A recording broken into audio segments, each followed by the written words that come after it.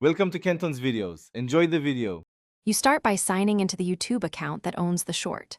Once signed in, open YouTube Studio on your PC and click Content, then filter to Shorts to locate the clip. Make sure your thumbnail file meets size and format limits. If not, resize in an editor before continuing. You do this now so the rest of the flow is fast and error-free. Preparing the file and landing on the Shorts list immediately puts you in control of the next steps.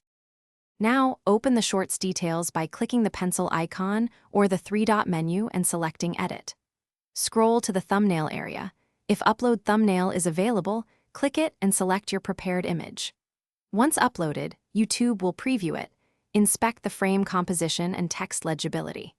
If the upload option is missing, navigate to Channel Settings to confirm eligibility for custom thumbnails. Often verification or no strikes is required. You fix eligibility once you know which requirement blocks. Finish by clicking Save and waiting for YouTube to process the change. You should see the new thumbnail appear in seconds to minutes. If the image doesn't update, refresh, clear your browser cache, or check in an incognito window to rule out caching. If upload fails entirely, verify your channel is verified and has no strikes, confirm the image size and format, and update your browser.